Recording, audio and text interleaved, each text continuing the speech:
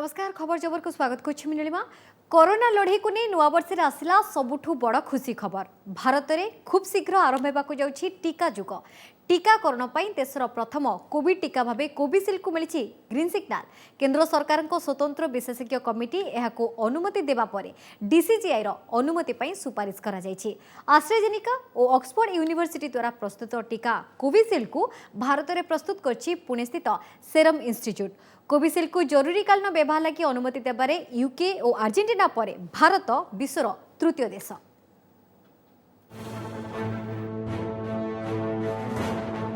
भारत में प्रथम कोरोना टीका भावे कोविशील्ड को ग्रीन सिग्नाल। जरूरीकालीन व्यवहार पर सबुज संकेत देइछि जातीय स्तर विशेषज्ञ कमिटी। यार सुपारिश क्रमे कोविशील्ड को डीसीजीआई चूड़ांत अनुमति मिलवा एक प्रकार निश्चित। आज central drug standard control organisation CDSCO subject expert committee बैठक में कोविशील्ड को जरूरीकालीन व्यवहार पर अनुमति दी जाइछि। एही committee drugs control general of India DCGI को आवश्यक सुपारिश करिवो। एही सुपारिश अनुसार ही भारत में कोरोना टीकार जरूरीकालीन व्यवहार पर डीसीजीआई चूड़ांत अनुमोदन देव। आज अनुष्ठित सब्जेक्ट एक्सपर्ट कमिटी बैठक में सीरम इंस्टीट्यूट कोविशील्ड और भारत बायोटेक कोवैक्सीन संपर्क में आलोचना होइछि। तबे कमिटी पक्षरु किछि शर्तावली सह कोविशील्ड को टीकाकरण पर अनुमति देबाकू सुपारिश होइतबा सूचना मिलिछि। फाइजर कमिटी रे तथ्य दाखल करबाकू अधिक समय मागिछि। ए वैक्सीनटार एफिकेसी जहाँ देखा जाइए 21 दिन पर फास्ट शॉट्र सेटा 100% हॉस्पिटलाइजेशन को प्रिवेंट करछि। माने जड़े जब वैक्सीन देछि ताको हॉस्पिटलाइजेशन होगा पड़ोनी 21 दिन पर। तेणु 21 दिन पर सीवियर कोविड हेनी प्रथम आमको ग्यारंटी मिलगला। तापर देखाई 21 दिन रु 3 मास भितर 70 to 80% प्रोटेक्शन मिल जाऊँगी। तेणु से कौन कर सेकेंड डोजटा जो दि जाऊँगी सेकेंड डोजटा से 4 सप्ताह 12 सप्ताह कर देते फ्लेक्सिबल टाइमिंग। तेणु आपंकर किसी ना कि आप 4 सप्ताह पर ने कि 28 दिन के मसे पर ने सेटा को आप एनी टाइम 4 मास रु 12 मान 4 सप्ताह 12 सप्ताह भर नहीं पारे। तेणु गवर्नमेंट को प्लान करने बहुत इजी सो दैट जनकर किसी गोटे असुविधा अच्छे सेकेंड इंजेक्शन नहीं पारे भी से सब्सिक्वेंटली से इंजेक्शनटा नहीं पार। ऑक्सफोर्ड विश्वविद्यालय और फार्मा कंपनी एस्ट्राजेनिका पक्षर विकसित टीका को कोविशील्ड नारे उत्पादन करुछि पुणे स्थित सेरम इंस्टीट्यूट।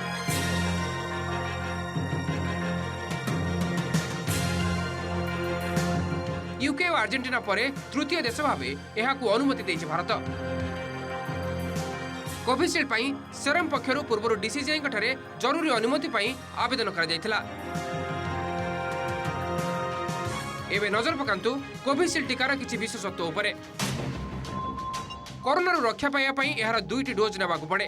2टी डोज बजार दर प्राय 1000 टंका हेबो एवं सरकार अधिक संख्यार एकाथरे किणिले सेथिपई यार दाम अधा अर्थात प्राय 500 टंका रहिबो। एहाको संरक्षण पई स्वतंत्र शीतलीकरण व्यवस्थार आवश्यक नाही। एहाको साधारण फ्रिज रे मध्य रखि हेबो। प्रायतः सबु वर्गों पई एहा काम करुथिबा और गुरुतर पार्श्व प्रतिक्रिया देखा जाउनथिबा ह्यूमन ट्रायल जना पड़िछि। एहा प्राय 70% फलप्रद होउछि। 3 दिन तले एही टीकार 4 ରୁ 5 कोटी डोज कंपनी पाखरे मौजूद थिबा कहिथिले serum institute CEO Adar Poonawalla. Normal freeze temperature 2 to 8 degree रे स्टोर करियबो। तेणु आप गोटे जगह जो फ्रिज भी नहीं आप नॉर्मली जो आइस बॉक्स भितर प्रॉपर्ली जदि कैरी करेंगे सेटा अप टू माने 24 आवर्स रही वैक्सीनटा। एल्डरली लोक भी एटा बहुत highly effective vaccine. Usually elderly लोक इम्यून रेस्पॉन्सटा एते भल आसे ना किंतु ये वैक्सीन देखाई भी इम्यून रेस्पॉन्स भल रोचे। तेणु एटा एल्डरली लोक भी माने एका प्रोटेक्शन दबो जोटा यंग लोक दबो। तेणु से बहुत भल खाली 18 वर्ष ऊपर लोक बर्तमान पर्यटन से अप्रूव्ड अच्छी। तेणु आम यंगर चिल्ड्रेन की up to age of 18 years ये वैक्सीन एपर्यंत रेकमेंडेड नहीं। तेणु तापर डाटा आसला पर्यंत हम अपेक्षा करिया पड़िबो। We've got 40 to 50 million doses already made. We're producing more every week, and once we get the regulatory approvals in a few days, I would say, then it'll be down to the government to decide how much they can take, how fast they can take it. And we're talking about, reaching at least 300 million doses by July 2021. Bureau report OTV. Bharat में आरंभ होगा जाउछि विश्वर सबुठु बड़ टीकाकरण अभियान। Corona टीका को serum institute थिबा पुणेरु देशर विभिन्न स्थान में पहुंचाइबा पई केंद्र सरकार पक्षरु स्वतंत्र व्यवस्था होइछि। उभय आकाश और सड़क पथरे वैक्सीन परिवहन हेबो। कोल्ड स्टोरेज बा शीतलीकरण व्यवस्था थिबा स्वतंत्र कार्गो विमान और भ्यान एथिपाई नियोजित हेबो। पुणे स्थित सेरम इंस्टीट्यूट प्लांट टू टीका को देशर सबु राज्य को ए दुईटी उपाय पठाजिबो। वर्तमान सुधा रेलपथर उपयोग नहीं कौन निष्पत्ति होई नथिबा सूचना मिली।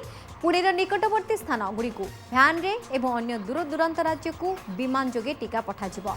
एहा परे प्रत्येक राज्य सरकार टीका को विभिन्न जिले में स्थापित वैक्सीन सेंटर को पठाइबे, जोथिपाई हुईत किछि सप्ताह समय लागिबो। प्राथमिक पर्यायर केवल स्वास्थ्य कर्मी को टीका देवार योजना थिबा बेले एथिपाई निर्धारित होइतिबा सरकारी डाक्तरखाना किंबा बड़ बेसरकारी डाक्तरखाना और जन स्वास्थ्य केन्द्र गुड़ी को टीका शिशि गुड़ी को पठाजिबो। परवर्ती पर्यायर वयस्क और अन्य रोग थिबा व्यक्ति को टीकाकरण पई पुलिंग बूथ, विवाह मंडप, कम्युनिटी सेंटर और मोबाइल भ्यान आदि व्यवहार कराजिबो। केउ राज्य को केते डोज टीकार आवश्यकता रही ता जातीय विशेषज्ञ दल सेरम इंस्टीट्यूट को जणाइबे। या परे टीका केमिति से राज्य में पहुंचबो से दायित्व सेरम इंस्टीट्यूट नेब। तेबे भित्तिभूमि और कोल्ड चेन व्यवस्था नहीं प्राथमिक भाव सरकार नजर रखिबे। राज्य राजधानी बा अन्य गुरुत्वपूर्ण सहर में निर्धारित राज्य बा केंद्र सरकार अधिकारी को टीका हस्तांतर पर सेरम इंस्टीट्यूट दायित्व मुक्त हेबो एवं परवर्ती दायित्व संपृक्त सरकार बहन करिवे। प्राथमिक भाव टीका गुड़िक कर्नल, मुंबई, चेन्नई, कोलकाता स्थित 4टी सरकारी मेडिकल स्टोर डिपोरे संरक्षित होई रहिबो। जिला स्तर को इन्सुलेटेड भ्यान रे एवं सेठारु टीकाकरण केन्द्र को आइस पैक थिबा बाक्स रे टीका को नियाजिबो।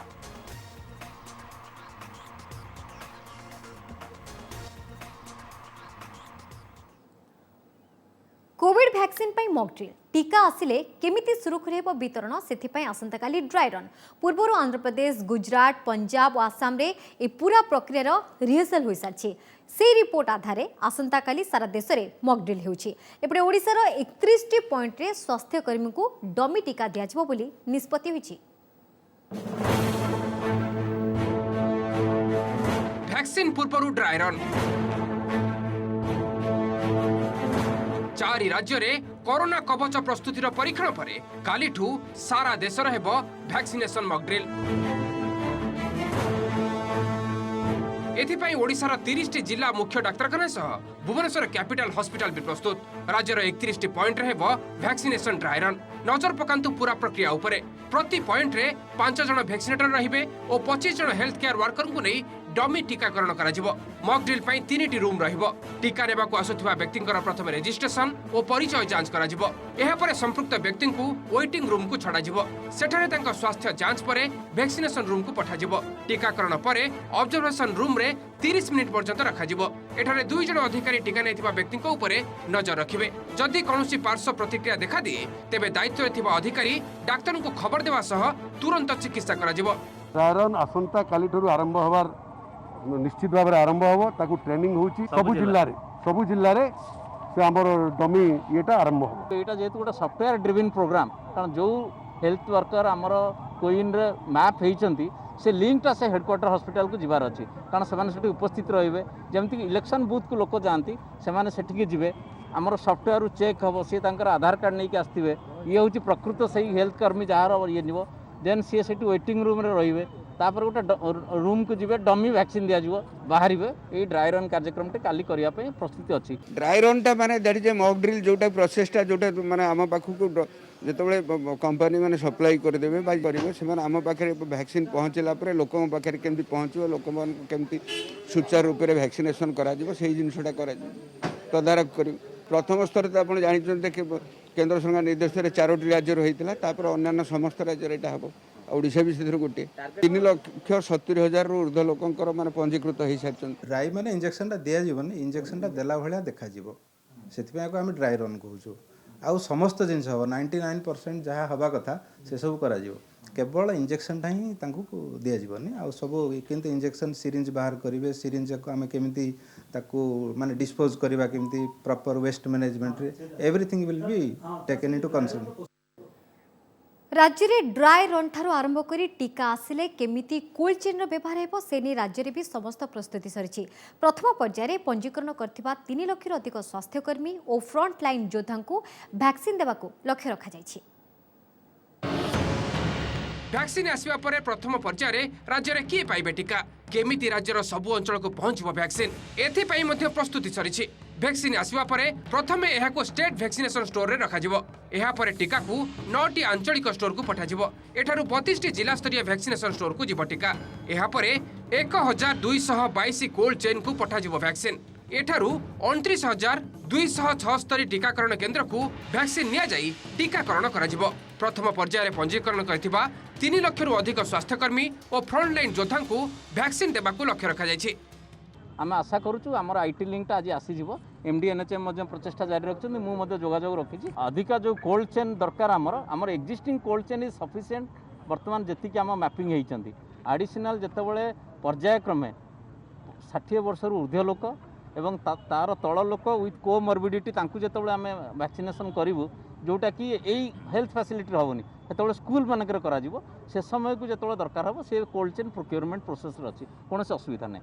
आमर जिते कोल्ड चेन पॉइंट अच्छी 1222टा कोल्ड चेन पॉइंट अच्छी सबुथिरे आमर आईएलआर मौजूद अच्छी एवं तापाई भी एक्स्ट्रा दरकार पड़े भी आम मगेचु सेटा भी आसो। तेणुक आमर आईएलआर कौन असुविधा नहीं। कोल्ड चेन पॉइंट सब ठीक ठाक अच्छी स्पेस ठीक अच्छी इंफ्रास्ट्रक्चर कोल्ड चेन पे आसो आईएलआर डिफ्यूजर ये सब आसो बहुत आसो यही by January probably everything will come. मगे आमको already government of India list देइछंती जोड़ाक आईएलआर 339 आसी। केमिति टीका को कोल्ड चेन मेंटेन करी निया जीवो केमिति ठीक हिताधिकारी एल्डरली पर्सन हेले प्रेग्नेंट लेडीज हेले कोरोना वॉरियर्स हेले प्रायोरिटी रे केमिति तांको वैक्सीन दिया हबो तार गोटे ड्राई रन करा होची। भुवनेश्वर सौम्यरंजन साहू और हरिहर चांद का रिपोर्ट ओटीवी। भारत आगरे काटु करुनी चीन चालाकी। एबे भी उभय देश मध्य सीमा विवादर समाधान होई नथिबा बेले चीन पटु विभिन्न समय आसुथिबा छळ प्रस्ताव को प्रत्याख्यान करि चलिछि भारत। उभय देश मध्य बारंबार आलोचना चलिथिबा बेले एलएसी रे एप्रिल 2020 रो स्थिति फेरिबा पई सहमति हेले ही जे सैन्य प्रत्याहार हेबो बोली चीन को सुनाई दैछि भारत। ए भितरे नवम पर्याय कोर कमांडर स्तरीय बैठक पर उभय देश मध्य कथबार्ता चलिथिबा कहिछि चीन प्रतिरक्षा मंत्रालय। तेबे चर्चा हेउछि लद्दाख रे पारद खसिबा सहित चीन सेनार प्रतिकूल पाणीपाग सहिबा शक्ति भी बिगड़बारे लागिलानी कि।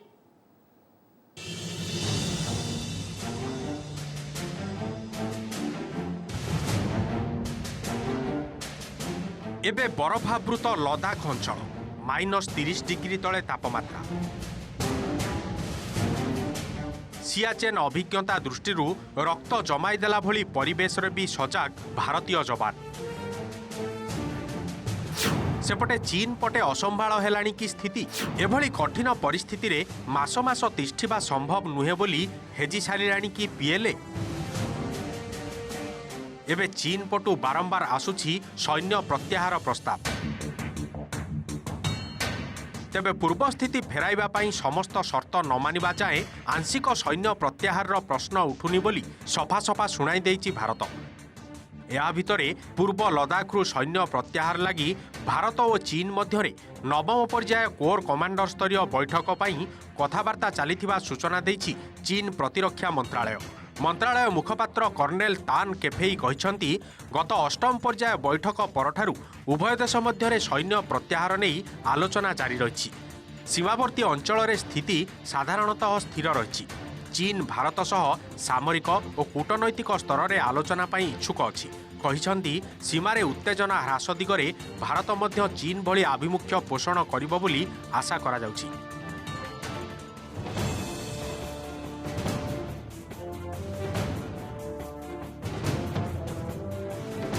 पांगोंग ह्रद समेत पूर्व लद्दाख अंचल में पारद खसिबा सह चीन भारत आगरे रखुछि विभिन्न प्रस्ताव।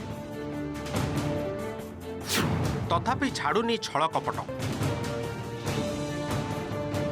किछि सप्ताह तले चीन देइथिबा सेभली एक छलनापूर्ण प्रस्ताव को प्रत्याख्यान करिदेइछि भारत।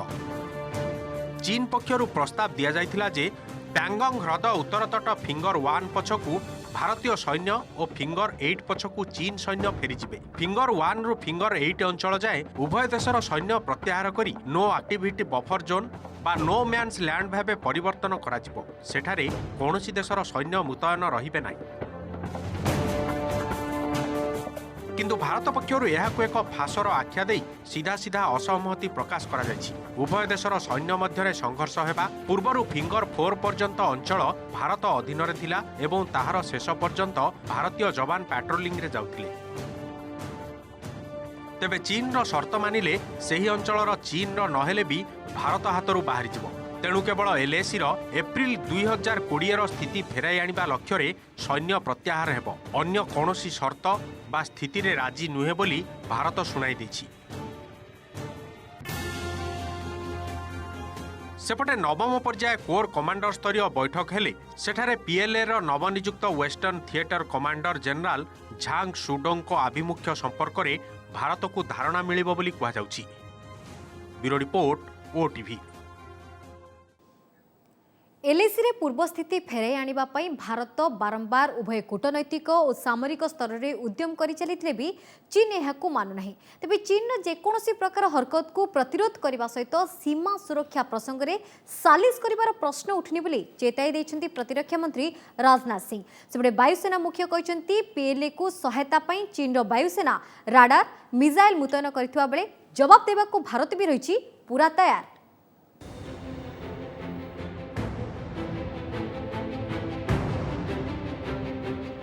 जी आम सह लागिबो ताकू छाड़िबो नाही। चीन प्रसंग में प्रतिरक्षा मंत्री राजनाथ सिंह को एभली कड़ा प्रतिक्रिया भारतर आभिमुख्य को आहुरी स्पष्ट करिछि। कौनसी परिस्थिति भी सीमा सुरक्षा और भारतीय भूमिर जबरदखल प्रसंग में सालिसर प्रश्न उठुनी बोली चीन को चेताई दैछंती राजनाथ। कहछंती से दुनियार जेकोसी देश हेउना काहेकि जदि केही विस्तारवादी अटे और आम माटी को कब्जा करने को चेष्टा करे तेबे निज माटी को कहा हाथ को जीवाक न देबा पई भारत पाखरे ताकत क्षमता एवं शक्ति अछि। आमे सबु देश सह शांतिपूर्ण संपर्क जारी रखिबा को चाहू किंतु जे आम सह लागिबो आमे ताकू छाड़िबो नाही बोली से चेतावनी दैछंती। एलएसी रे स्थिति जेमिति को सेमिति अछि। सामरिक और कूटनीतिक आलोचनार सार्थक समाधान बाहरी नाही। एलएसी रे सैन्य संख्या ह्रासर प्रश्न उठु नाही बोली कहछंती राजनाथ। ना डिप्लॉयमेंट ना तो डिप्लॉयमेंट हमारा कम होगा और मैं समझता हूं कि उनका भी डिप्लॉयमेंट कम नहीं होगा।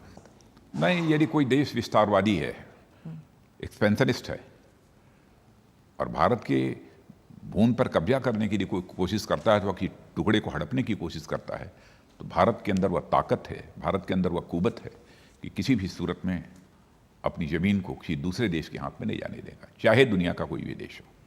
हमारे देश की सेना देशवासियों का मस्तक नहीं झुकने देगी।